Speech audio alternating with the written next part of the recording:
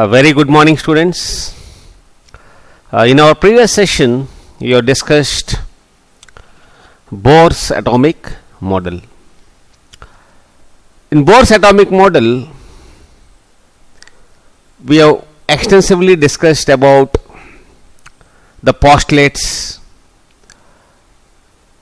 bearing how the orbit looks, what is an angular momentum, how it is quantized, and how an electron emits energy or absorbs energy and it leads to the emission spectrum or absorption spectrum. So, in today's class, we learn about radius of the orbit, particularly how to derive the radius of an orbit. So, we are going to learn shortly. Have a look here. Yeah. So, let us have a quick review about the Bohr's atomic model. Well, so here if you see the Rutherford's model, there is no fixed or stationary or definite orbits, but here you have a certain fixed orbits. They have a definite energy which you are going to calculate in the following classes, and there won't be any emission. So neither loses an electron, neither loses nor gains energy as long as the electron is in the orbit. So as long as the electron is in this orbit, neither gains nor loses energy, and these orbits are fixed orbits or stationary orbits. That is the first postulate. And next postulate is about the transitional energy. What is it? Transitional energy. For example, if an electron would like to move from one orbit to another orbit, for example, electron is here, it wants to go to the higher orbit. Naturally, here let us take this is E1 and this is E2 energy. Electron is jumping, that means it leads to absorption spectra. E2 minus E1 is equal to h nu, that is I can write hc by lambda. This is called transitional energy because an electron is moving from one orbit to another orbit. It is transiting from one orbit to another orbit. That's why it is called transitional energy. Well, so you can see here, you can calculate the frequency or you can also calculate the wavelength. So it leads to two types of spectra. One is emission spectra or another one is absorption spectra. Now let us see quantization of angular momentum. That means MVR is called angular momentum. MVR is equal to n into h by 2 pi. It is quantized orbits. These orbits are quantized. You get more clarity after deriving Bohr's radius, so that you will understand exact meaning of quantization principle. Well, let us move on to the important postulate. So angular momentum. Why? Because you are going to use this quantization principle, angular momentum quantization principle or quantization of angular momentum, so in deriving Bohr's radius. Well, so that's what it is. MVR, L is called angular momentum. It is equal to n into, it is integral multiple of h by 2 pi, and where m is the mass of electron, v is the orbital velocity, and r is the radius of an orbit, h is the Planck's constant, and L is the angular momentum. Now, so this what is happening here. When it comes down, it emits energy, it leads to emission spectrum, it emits energy. So when it's coming from higher orbit to lower orbit, this way or any other way, so or this way. So if it's coming from higher orbit to lower orbit, naturally it leads to the release of energy. So I hope you are very clear now. So this is called transitional energy. What energy? Transitional energy. Well, so let us move on to the next slide. So this what exactly happens. Okay, so this is what is quantization. This, see here, this orbit doesn't exist. Quantization means integral multiple of h by 2 pi. That's what I said. For example, if you have 10 rows, we have to sit in those rows mentioned by the teacher. That means you can sit in 2, 4, 9. That's it. Remaining rows are invalid. That is what is exactly the quantization, and you are going to see very shortly. Now when you calculate the board's radius, earlier also we calculated r is equal to 0.529 into n square by z angstroms. This calculation you did it, and this is radius, atomic radius, and n value is directly proportional, and radius and z value is inversely proportional. You have studied in periodic classification, and I use this atomic radius principle. Now let us see how you are going to derive this radius of the orbit, and how it is directly proportional to n square. You can see here it is directly proportional to n square and inversely proportional to z. We are going to derive by using Bohr's quantization and classical electromagnetic theory. So how we are going to do, let us see. So I am going to teach you very slowly, so have a look first of all. Now so let us understand the calculation of radius of electron in the Bohr's orbit.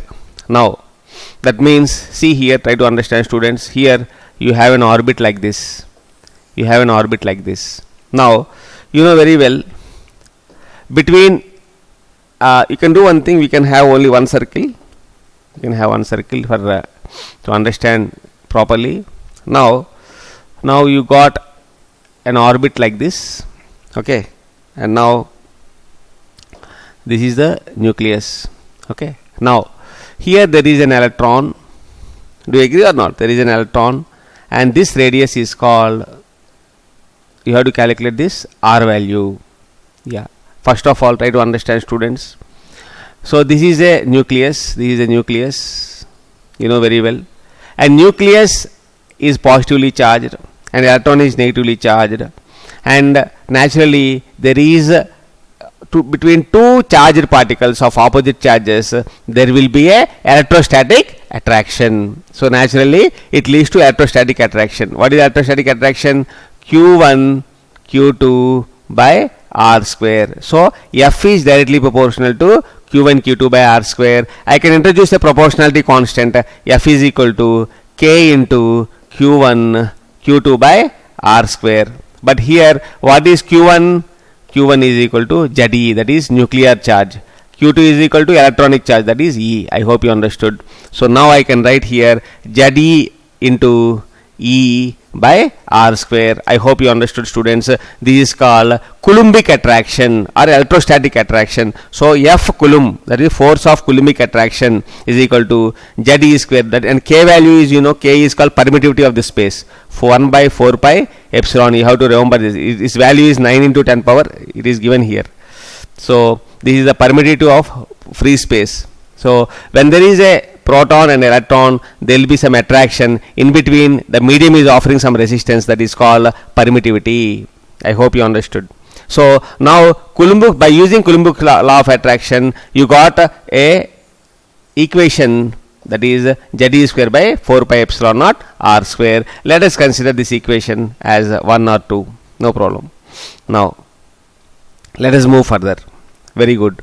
Now let us have a look here students. So this is ZE and this is E. Agreed or not? Now, and here there is an attraction, and there is, this is called radius. Okay, you know very well the inward force is called centripetal force. What is it? Centripetal force. So naturally centripetal force is equal to F Coulombic or electrostatic attraction. Electrostatic attraction. So what is the centripetal force? Very simple. So a body of mass m with acceleration v square by r, centripetal force is given as mv square by r. So mv square by r is equal to ZE square by 4 pi epsilon. So I hope you understood. Now from this I can calculate. So what I can calculate? R value. So what is coming if you manipulate this? R value comes out to be Z square by 4 pi epsilon naught mv square. So this is a very important equation. So let us say this equation as 1. So R is equal to Z square by 4 pi epsilon naught mv square. So R is equal to Z square by 4 pi epsilon naught mv square. So this value, this is 1. This value you got from the earlier derivation. How you got earlier derivation? So already what you did, F coulombic is equal to F centripetal. So by doing so you got the R value. Now students, try to understand. I told you here, for example, if you have orbits like this, mind you, all these orbits doesn't exist. Only those orbits which are integral multiple of nh by 2 pi. Only certain orbits only exist. That means you have to quantize the orbits. That's why mvr is equal to nh by 2 pi. So this principle, this postulate is used here. Okay. Now listen carefully. So now you quantized. You are finding the radius for a quantized orbits. Okay. Now from this v value you will get. So v is equal to nh by 2 pi mr. So v is equal to nh by 2 pi mr. Where is mr? Right. So mvr na mr you can bring to the denominator. So you will be getting. Now students, now you can find out v square. Now v is this one. V square will be n square h square by 4 pi square m square r square. Agree or not? So this is called fourth equation, and substitute this v square value in over here in v square, which you have calculated from Coulombic force. Okay. So from Coulombic force is equal to centripetal force. So from that you get the R value. In that R value you have v square value, and v square value you can find from postulate 2, that is angular momentum principle, quantization of the orbits. You have to quantize these orbits. I hope you understood. So those orbits which are integral multiple of nh by 2 pi, those only will exist, remaining will not exist. So only those orbits, electron is here, it is having a mass, it is having a velocity, and there is a radius, and those orbits which are integral multiple of h by 2 pi only exist. From this velocity is found, and that velocity is substituted over here. This velocity is substituted over here. When you substitute the velocity, you can see here velocity is substituted over here. So from that you will be getting the R value. So R value if you calculate, you will be getting, so E epsilon naught n square h square by z square pi m. So this value you will be getting it. This is called Bohr's radius. Now let us move on to the next slide. So this value is called Bohr. Now this value if you calculate, it comes out to be 0.529. So in already n square is there. Okay. So by z. So by z will be there. So here z is equal to 1 because you are finding for hydrogen atom. What atom? Hydrogen atom. Hydrogen atom atomic number is how much? Atomic number is 1. I hope you understood. So if you calculate 0.529 into 10 power minus 10 is coming. So 1 angstrom is equal to 10 power minus 10 meters or 10 power minus 8 centimeters. I hope you are very clear. 1 second.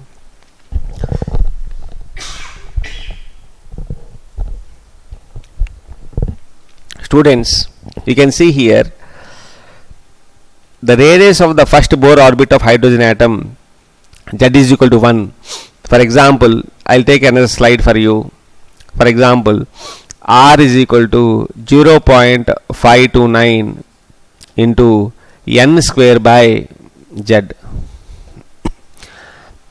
Now students, let us find out the radius for the hydrogen atom. So hydrogen atom, what is the hydrogen atom? R is equal to 0.529. This is the first orbit, n is equal to 1. Let us find out for n is equal to 1. So into 1 square, and hydrogen atom how much? Z is equal to 1. That is equal to 1. That comes out to be 0.529 angstroms because it is in angstroms. So that means the first orbit is at a distance of 0.529. I hope you understood. You may ask a question.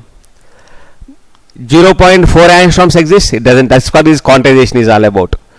Let us see second orbit. So for z is equal to n is equal to 2, second orbit. This is a second orbit. For the second orbit, n is equal to 2, z is equal to 1. Let us calculate, students. So r is equal to 0.529 into n square by z. So substitute the values here. Please substitute the values. If you substitute the values, 0.529 into z square is nothing but 2 square by 1, that is equal to 0.529 into 4. You calculate here 0.529 into 4, how much is coming? That many angstroms will come. That means you don't find the radius, at 1 angstrom unit, there won't be any radius, there won't be any orbit. Try to understand. 1 angstrom, 2 angstrom, 3 angstrom, it won't be like this. It is integral multiple of nh by 2 pi. That is the meaning. Integral multiple of nh by 2 pi. It doesn't mean that you get 0.5 angstroms, 1 angstrom, 2 angstrom, 3 angstrom, 2.5 angstroms. It won't be like that. It will be as per, I hope you understood. This is how you should calculate the. Similarly, if you want to calculate for the radius of the orbit for Li plus 2 species, okay, and for n is equal to 1, you have to find out. Now what to do here? So this is the lithium atom, and you want to find the radius for n is equal to 1. So here n is equal to 1, but z is equal to how much, students? Z is equal to 3. So how to calculate? Radius is equal to 0.529 into n square by z, and substitute these values, students. Substitute these values. So that is equal to 1 second. So 0.529 into n value is how much? 1 square by z is how much? 3. So this is the value, angstroms. This is the answer. I hope you understood. It's a very simple to calculate. So radius of. So now if you observe, r is directly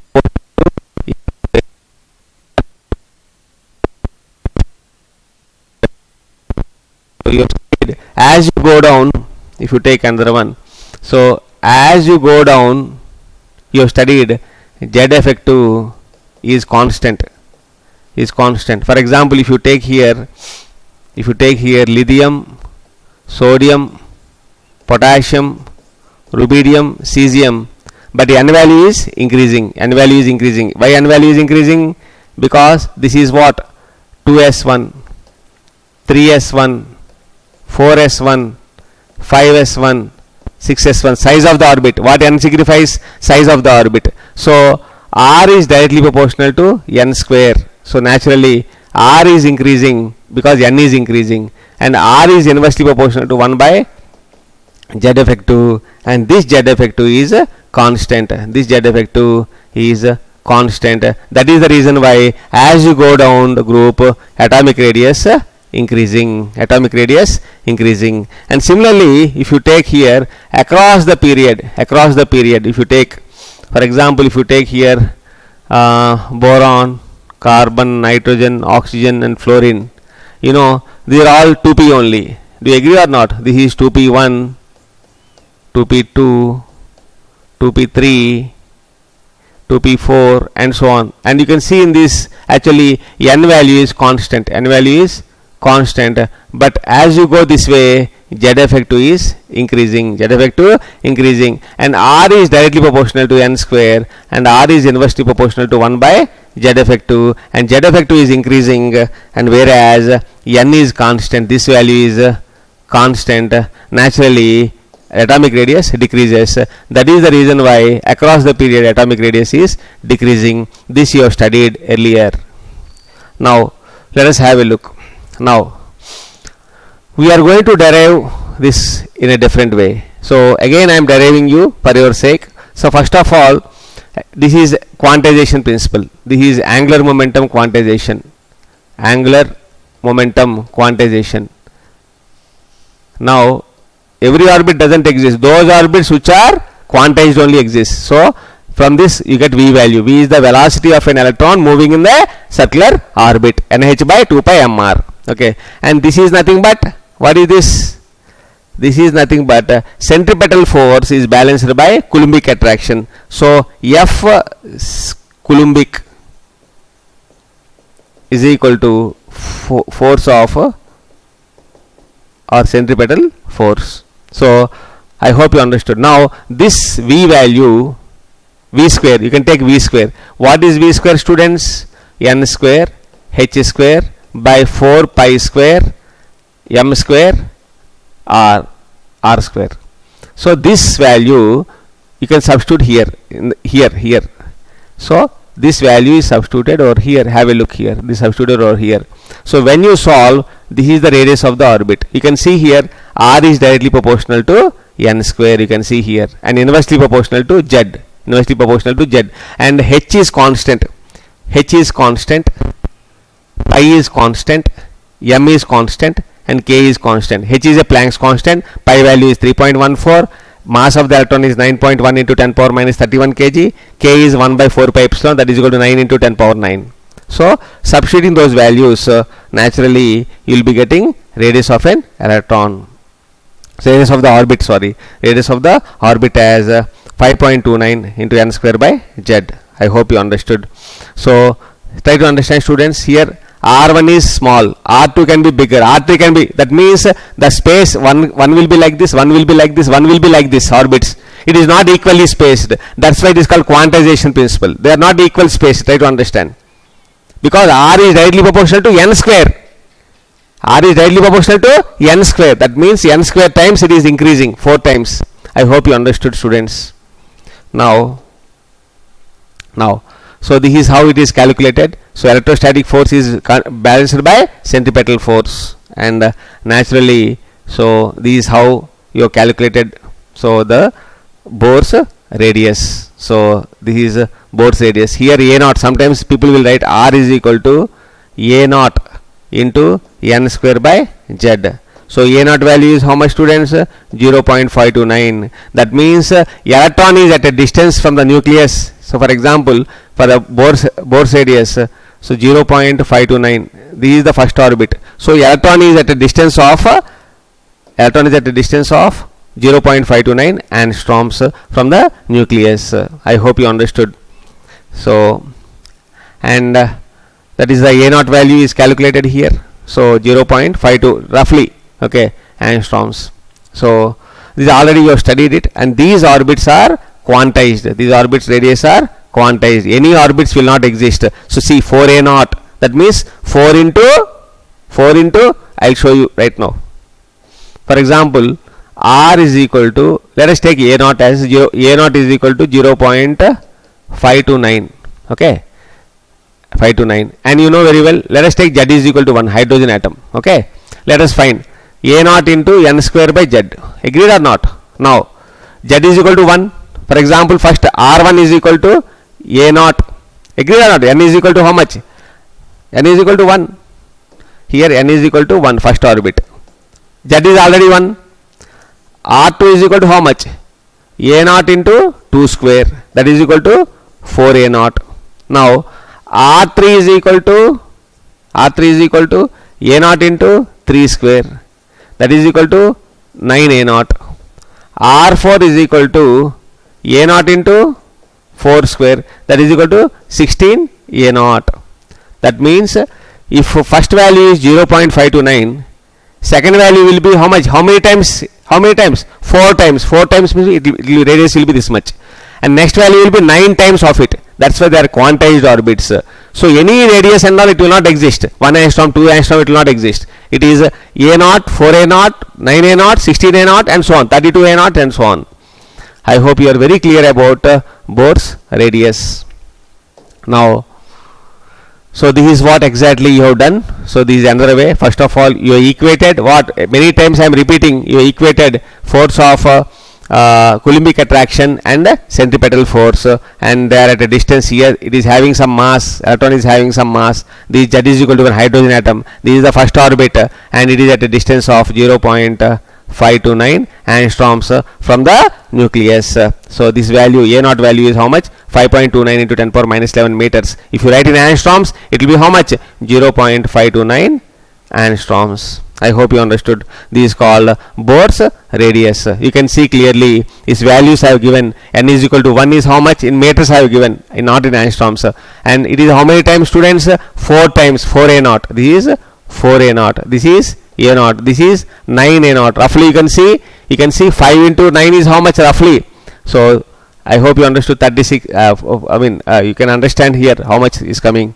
So 9 3s 27. So it is almost, it is 9 into 0.529 times. That means 47.61 it will come. So I hope this is the distance. You can see R1 is nearer, R2 you can see R1 is very less, R2 will be slightly greater, R3 more space, and they are not equally spaced. That is the meaning which we would like to derive from this. So let us solve some questions associated with radius. So a hydrogen-like species means Li plus 2. It is also hydrogen-like species. Agree or not? He plus, it is also hydrogen-like species. Because how many electrons are there here? Only one electron. Here how many electrons? One electron. That's why it is called hydrogen-like species. Now, will have the same radius as first Bohr orbit. First Bohr orbit means 0.529 angstroms. So you have to calculate. So how to calculate, students? So substitute these values, reverse. Substitute these values, you will be getting this answer. Okay. So let us see the next slide. So this is how you can calculate. So for hydrogen atom, 1 and 1 you can calculate, you get 1. Option 2, N is equal to 2 and Z value is how much? 3. And option 3, N value, Z value. So you can calculate. So if you go back, see the answers. Okay, same radius as the first orbit. So it comes out to be N is equal to 2 and Be plus 3. You can see here Be plus 3 how much is coming. So I hope you understood. Same as the first orbit. So here hydrogen atom, this is hydrogen atom, and you are comparing with other atoms. So what is coming? 1 is coming. You can see here. So I hope you are clear, because 0.529 is constant. So only N and Z are varying. So if you just substitute for here how much? 4 by 3, N square by Z, 4 by 3, N square by Z. So you get 1 value. Hydrogen also 1 is coming, because if you want you can calculate that way also. So for hydrogen atom it is, let us take A naught. A naught is equal to 0.529 angstroms into N square by Z. Okay, hydrogen atom. So A naught, how much you are coming? A naught, because N value is, N square is 1 square by 1. So answer is A naught. So it is a hydrogen atom. So same you should get for other things. How much you are getting here? 4 by 3 you are getting. 4 by 3 you are getting for lithium. And if you substitute beryllium, you are getting A naught value. Okay, but remaining you are not getting. So I hope you understood. So that is the best way of solving this problem. Now let us see the next question. The radius of the Bohr's first orbit in Li plus 2. Very simple question. So R is equal to 0. Let us take A naught into N square by Z. Simple. So now here, what is the question? The question is radius of the Bohr's first orbit is given. So first orbit means what? A naught into N value is 1 square. But lithium is how much? 3. This is 3. That's why A naught value is how much? 0.529. Agreed? So into 1 square by 3. So you get this answer. So I hope you understood. So how to calculate this? 17.63 picometers. So because it is add picometer. Pico means 10 power minus 12 meters. So I hope you understood. Pico means 10 power minus 12. Nano means 10 power minus 9. Now let us see one more question. Very simple question. Okay, the ratio of radii of the first 3 orbits in the Bohr. Already you have learnt A naught is to 4A naught is to 9A naught. Already you have studied A naught, this gets cancelled. 1 is to 4 is to 9. Already you have studied it. So answer is 1 is to 4 is to 9. So this is how you can experience some questions associated with the radius of the Bohr's orbit. I hope you are very clear about, I mean, how to derive radius of the Bohr's orbit and how to apply it for various species, hydrogen like species. So like beryllium plus 2, beryllium is how much? Beryllium is 4, that means Be plus 3 is hydrogen like species, He plus hydrogen like species. I hope you understood. Li plus 2 is a hydrogen like species. So you can apply for hydrogen like species. So with this, so you have completed the derivation and applications of Bohr's radius. In the next session you are going to discuss about the energy of the orbit. So how to calculate the energy you are going to see in the next session. So thanks for bearing. So good day.